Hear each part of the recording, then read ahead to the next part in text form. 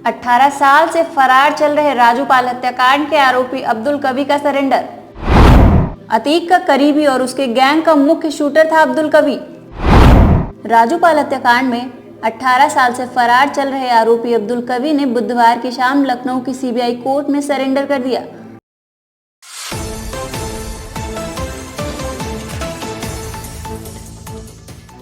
आपको बता दें कि अब्दुल कवी साल 2005 में हुए राजूपाल हत्याकांड के बाद से ही फरार चल रहा था। गौरतलब है कि आरोपी अब्दुल पर पुलिस ने पहले 50,000 का इनाम रखा था, बाद में इसे बढ़ाकर 1 लाख रुपए कर दिया था।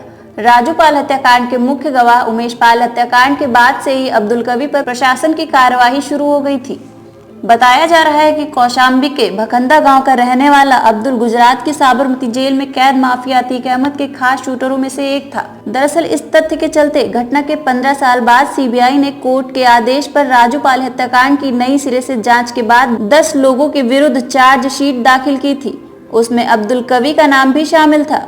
आपको बता दें कि अब्दुल कवी अतीक अहमद और अशरफ का काफी करीबी था। यूपी पुलिस काफी समय से उसकी तलाश में छापेमारी कर रही थी। हाल ही में उसके भाई अब्दुल कादिर को कौशाम्बी पुलिस ने जेल भेज दिया था और उसके घर पर छापेमारी के दौरान असलहे भी बरामद हुए थे। पुलिस की ताबड़तोड़ कार्यवाही को देखने के बाद अब्दुल कवी को सरेंडर करना पड़ा।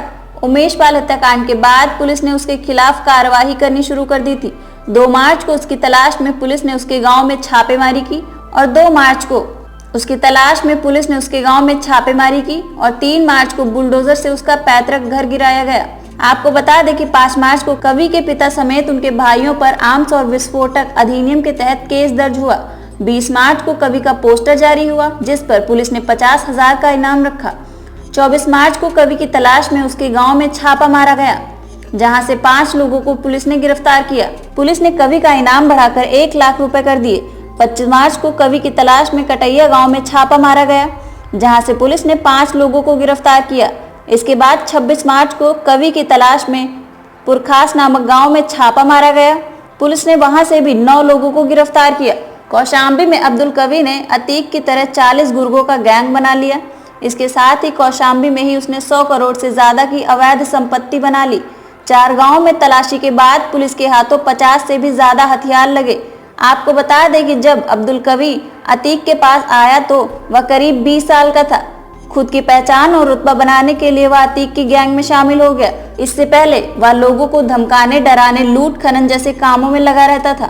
उसके ऊपर प्रयागराज और कौशाम्बी में कुछ मुकदमे भी दर्ज हुए, लेकिन गवाहों के न पहुंचने से उन मुकदमों में फाइनल रिपोर्ट लग गई। 25 फरवरी को प्रयागराज में बसपा के विधायक राजूपाल को सड़क पर दौड़कर गोली मारी गई थी और हत्या करने का मुख्य कारण राजनीति में अतीक को मिलने वाली हार थी, जो अतीक को बर्दाश्त नहीं हुई और इसी हार के चलते राजूपाल की हत्या कर दी गई थी। और राजूपाल की हत्या के बाद अतीक अहमद की पैठ प्रयागराज में और मजबूत हो गई। इसके साथ ही अब्दुल कवी को एक नई पहचान मिल गई और अब्दुल कवी अतीक अहमद का सबसे खास शूटर बन गया। लेकिन जैसे ही अतीक अहमद जेल गया, अब्दुल अंडरग्राउंड होकर काम करने लगा। अब्दुल कवी अतीक अहमद की गैंग में आने के बाद प्रयागराज के साथ साथ अपने जिले कौशाम्बी में अच्छी पकड़ बना ली थी। वह लोगों की मदद करता, उनको अपने खेतों पर काम देता, जो लोग उसकी बात नहीं मानते उन्हें डराता धमकाता और यही मुख्य कारण था कि कोई भी उसके बारे में पुलिस को कुछ भी बताने से डरता था। कवी अपराध की दुनिया में अपना अच्छा खासा नाम बना चुका था। उसके नाम से लोग डरते थे। उसने अपना रुतबा ऐसा बना लिया था कि कोई भी उसके खिलाफ गवाही देने से डरता था। बताया जा रहा है कि अब्दुल कवी बिल्कुल अतीक की तरह ही कपड़े पहनता था और अतीक की हर स्टाइल को कॉपी करता था। जिस राजूपाल हत्याकांड ने अब्दुल कवी को पहचान दिलाई थी, 18 साल बाद उसी के गवाह यानी उमेश पाल की हत्या के मामले में अब्दुल की मुसीबत बढ़ गई। इस मामले में अब्दुल कवी का नाम फिर से उभर कर सामने आया। इतने लंबे समय के बाद पुलिस को कवी की फोटो भी मिल गई, जिसके बाद पुलिस ने अब्दुल कवी को पकड़ लिया।